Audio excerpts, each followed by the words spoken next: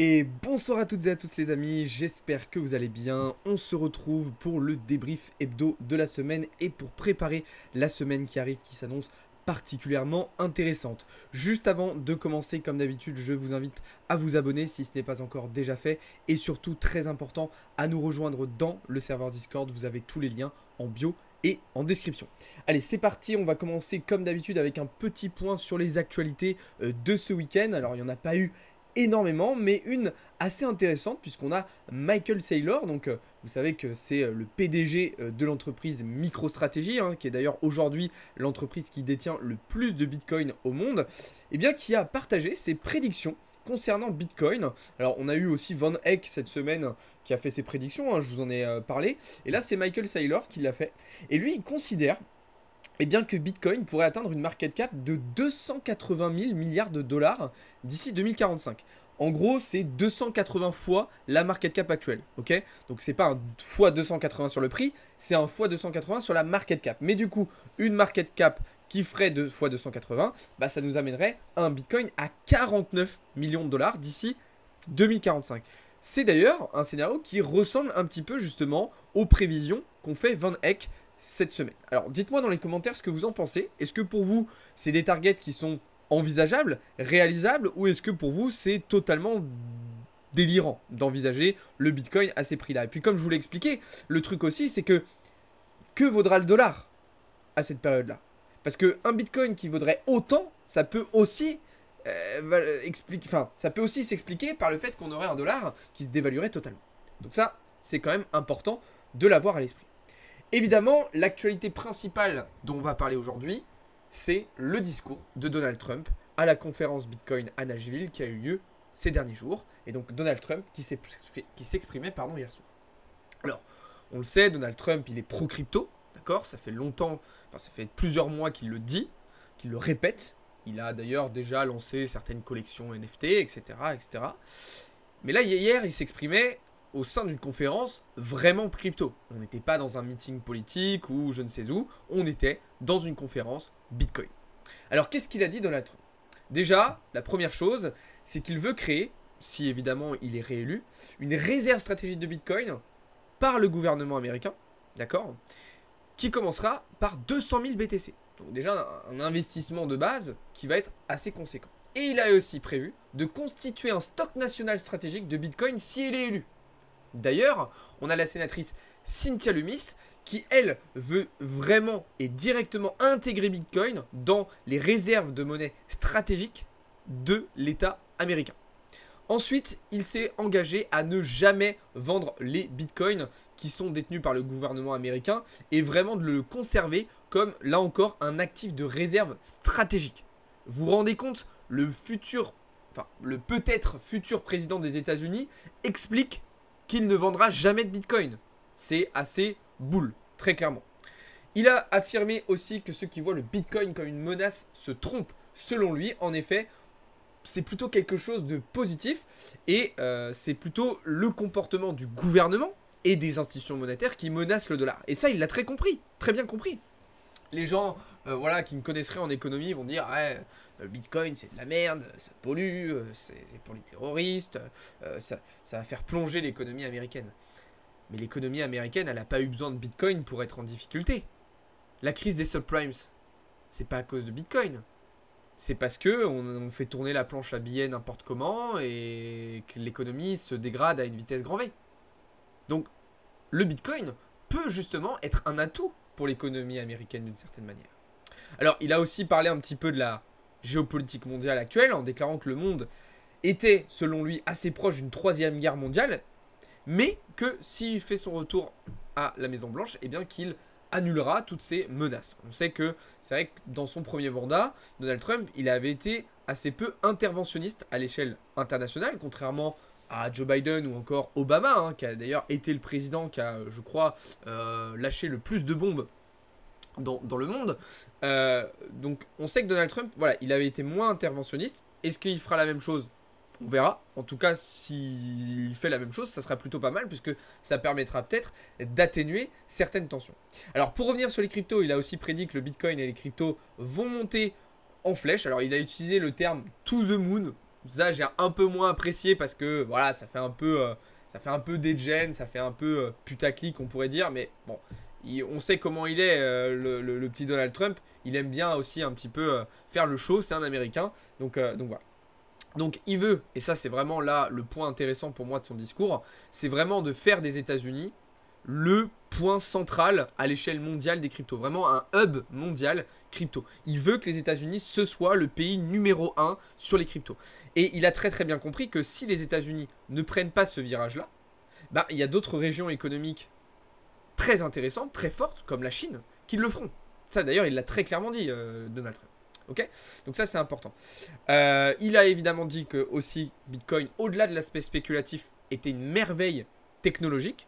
Alors là, c'est intéressant parce que contrairement à ce qu'il avait dit jusqu'à maintenant, où voilà, effectivement, on pouvait penser que c'était plutôt de l'opportunisme électoral et financier, on voit que visiblement, il y a eu des recherches, il a creusé un petit peu plus et il se rend compte que d'un point de vue technologique, c'est aussi intéressant.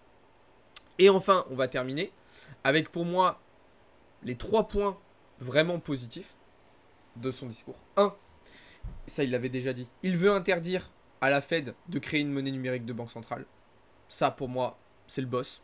Sur ça, c'est le boss, très clairement. Les monnaies numériques de banque centrale, on a déjà parlé plein de fois, pour moi c'est une catastrophe d'un point de vue de nos libertés. Le deuxième point, c'est qu'il veut dégager Gary Gensler de la SEC. Ça aussi, c'est très très bon pour l'écosystème crypto. Pourquoi? Parce que Gary Gensler, on sait qu'il est clairement en croisade contre les cryptos. Et troisième point, il considère que le Bitcoin est le 9e actif le plus précieux et qu'il dépassera un jour l'or, qui est aujourd'hui la valeur refuge par excellence et qui est l'une des matières premières les plus rares du monde et les plus précieuses.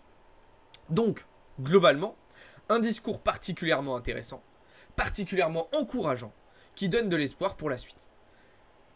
Pour terminer sur cette partie-là, petit comparatif avec la France et l'Europe, citez-moi une personne, un homme politique, qui parle des cryptos comme l'a fait Donald Trump en Europe. Ça n'existe pas. Pourquoi? J'ai l'impression qu'aux États-Unis, bon, il y a Trump, mais il y a aussi plein d'autres personnes qui en parlent. Des politiques, des entrepreneurs, les gens. On sent qu'il y a un intérêt. En France et en Europe, j'ai l'impression que tout le monde s'en fout. Est-ce que, petite question que je vous pose, vous me répondez dans les commentaires. Est-ce que Macron, par exemple, a déjà parlé de Bitcoin? Quand je dis parler, c'est pas juste employer le mot Bitcoin. Est-ce qu'il en a déjà parlé? C'est une vraie question que je vous pose, je ne sais pas. Mais vraiment, je suis assez surpris de la différence d'intérêt que portent les États-Unis versus la France et l'Europe vis-à-vis de Bitcoin et des cryptos. Ça, c'est fou.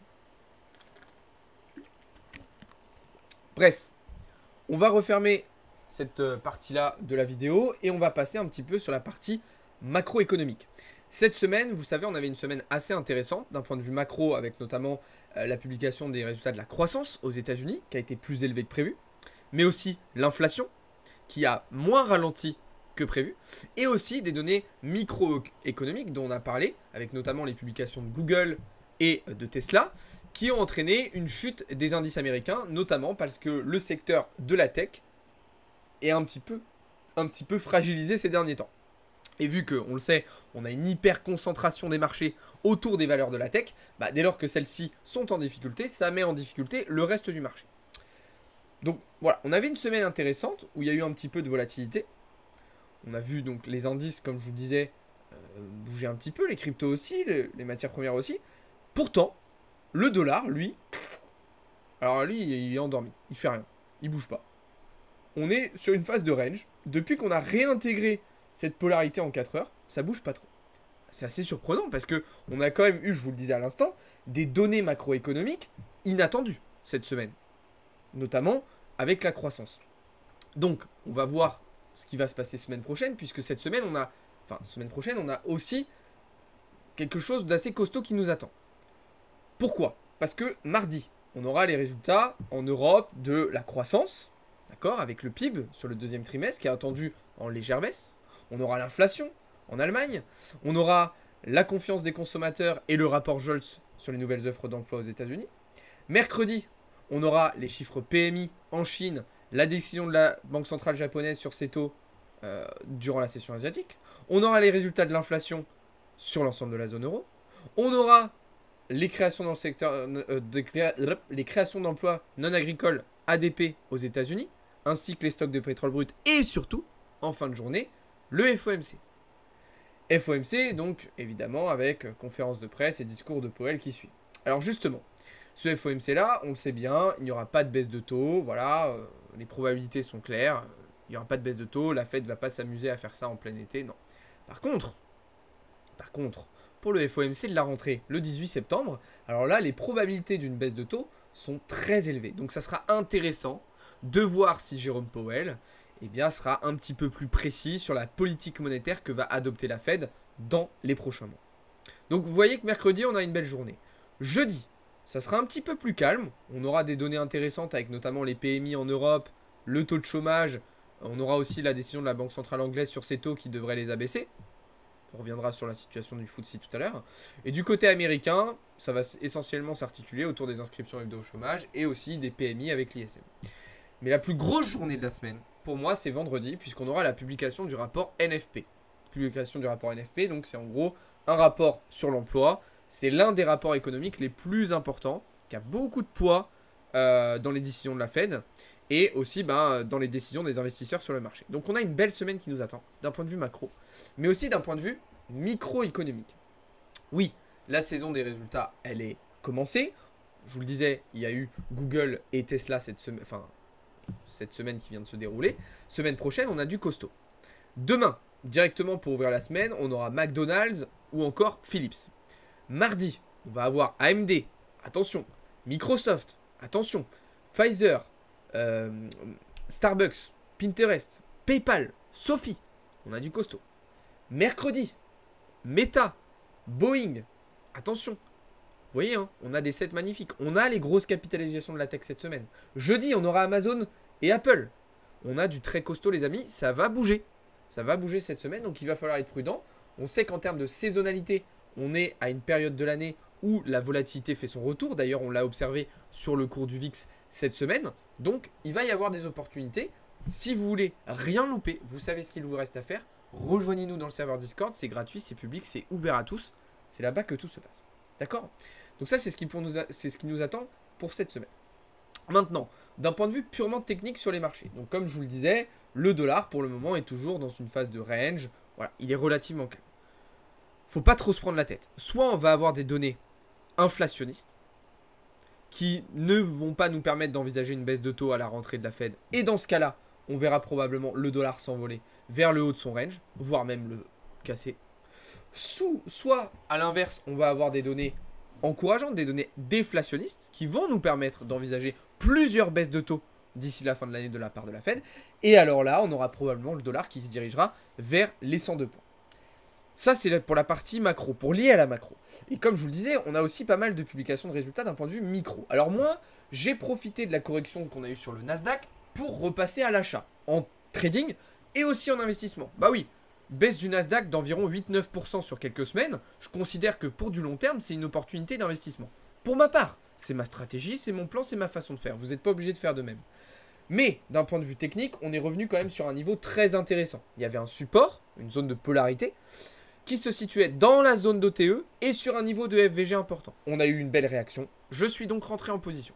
Mais il va falloir rester prudent. Si les résultats des grosses capitalisations de la tech aux US sont décevantes, malheureusement, ça va entraîner le cours du Nasdaq beaucoup plus bas. C'est ce qui s'est passé cette semaine d'ailleurs.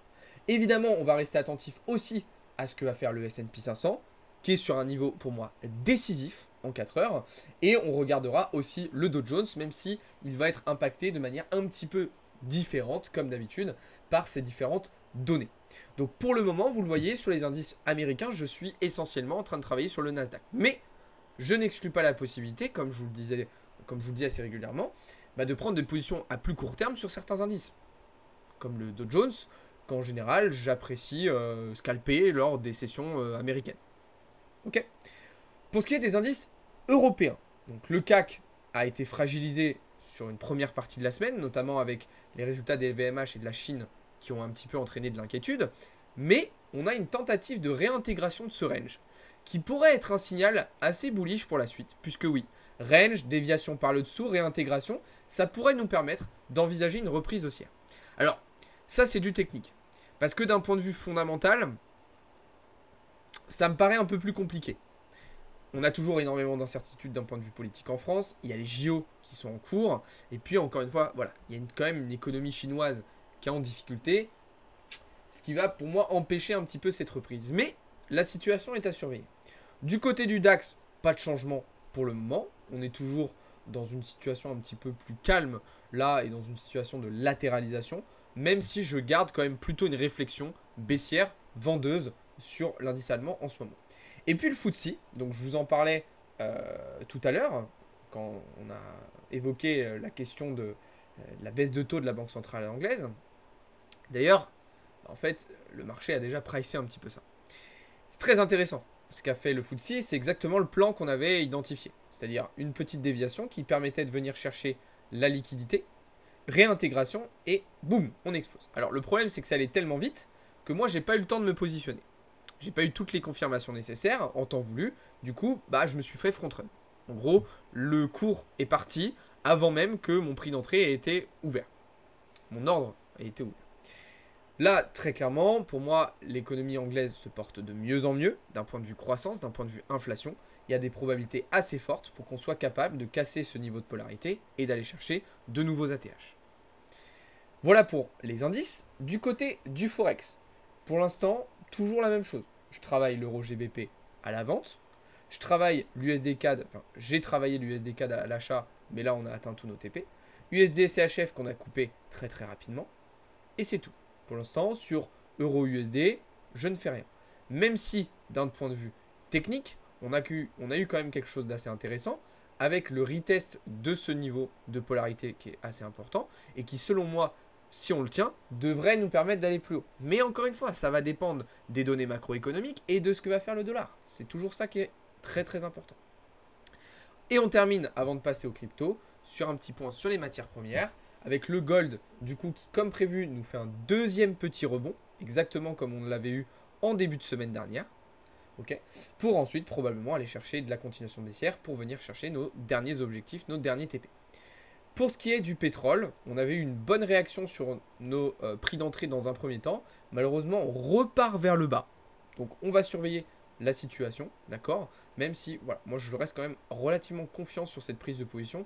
Pour moi, le pétrole devrait être amené à se valoriser dans les prochains jours. Donc, on surveillera tout ça, évidemment, attentivement, tous ensemble. Je vous le disais, on va désormais pouvoir passer aux cryptos. Et évidemment, on va parler d'un événement important qui a eu lieu cette semaine, c'est le listing, mardi, des ETF spot Ethereum. Listing qui s'est plutôt bien placé, puisque sur la première journée, on a eu 100 millions de dollars d'entrée nette et des volumes qui ont dépassé les 1,1 milliard de dollars. Donc il y a eu de l'intérêt. D'ailleurs, on a vu un petit peu l'intérêt se déporter de l'ETF Bitcoin vers les ETF Ether. On voit qu'il y a eu beaucoup moins d'entrée nette sur les ETF Bitcoin cette semaine. Il y a même eu un petit peu de sortie. D'accord? Donc ça, c'était l'événement principal de la semaine. Alors, pour le moment, voilà, c'est un début. On va voir un petit peu comment ça va se passer dans les prochains jours. Il y a eu, effectivement, on va en reparler, on va en parler même maintenant, tant qu'on y est, un Sell the News sur Ethereum. On est tout à fait d'accord là-dessus. Ok? Exactement comme ça avait été le cas au moment du listing des ETF Bitcoin. Voilà, il y a eu un Sell the News, mais c'est pas problématique, c'est pas grave, c'est même normal, et j'y vois aucun problème. Moi, je pense même que Ether pourrait revenir chercher encore un petit peu plus bas avant de repartir plus haut. C'est tout à fait possible. Je dis pas que c'est exactement ce qui va se passer, je dis que c'est un scénario qui a des probabilités assez importantes de se réaliser. Et en plus de ça, le truc c'est que Ether, il est très très faible face à BTC en ce moment. Regardez, la clôture weekly qu'on va faire sur la paire Ether-BTC, pardonnez-moi, mais elle pue. Elle est pas belle du tout et elle est même presque un petit peu inquiétante. Et ça, c'est très clairement dû au fait que la dominance du Bitcoin, elle reste particulièrement élevée et elle continue de grimper. Donc ça empêche Ether de faire de belles performances. Parce que moi, Bitcoin, contrairement à Ether, je trouve que c'est très très bullish ce qu'il nous fait en ce moment. Et d'ailleurs, alors attention, on est dimanche, vous savez que je ne traite pas le dimanche, mais à court terme, je vois bien le BTC revenir chercher les 69 400 $. Mais le problème, c'est qu'Ether ne va peut-être pas être en capacité de suivre. Alors, même si Ether n'a pas été en capacité, il y en a un autre qui, lui, a été en capacité. C'est le Solana. Solana, vraiment encore très très intéressant cette semaine, qui nous a fait de superbes performances. Vraiment magnifiques. Solana qui est un nouveau précurseur à chaque fois des performances du marché, qui est revenu retester chirurgicalement cette zone support sur laquelle il a rebondi, qui lui permet d'aller plus haut désormais. Puis il y en a d'autres des altes qui ont fait de très belles performances. Globalement d'ailleurs cette semaine, on a eu une semaine assez encourageante en termes de résultats. Alors je vais vous montrer ça, bougez pas. Voilà. Alors ça a été une moins bonne semaine que la semaine dernière, qui avait été vraiment sensationnelle. Mais c'est quand même une belle semaine qu'on a eue. Ok. Donc c'était plutôt pas mal. Et puis on va essayer de continuer de travailler de cette manière dans les prochains jours et dans les prochaines semaines. Donc si vous voulez ne rien louper, vous savez ce qu'il vous reste à faire. Rejoignez-nous justement dans le serveur Discord, c'est là-bas que tout se passe. Encore une fois, vous avez tous les liens en bio et en description. Et puis, abonnez-vous aussi, puisque cette semaine, vous avez le planning sous les yeux. Il y aura pas mal de live, pas mal de contenu, d'accord? Donc pour ne rien louper, vous savez ce qu'il vous reste à faire. Voilà les amis, j'espère que cette petite vidéo vous aura plu. Si c'est le cas, n'hésitez pas à la liker, n'hésitez pas à me faire vos retours et à me poser vos questions dans les commentaires. Moi, je vous souhaite une très bonne fin de week-end. Bon courage pour ceux qui bossent demain. Bonnes vacances pour ceux qui sont ou qui partent en vacances. Et puis nous, on se retrouve demain comme d'habitude.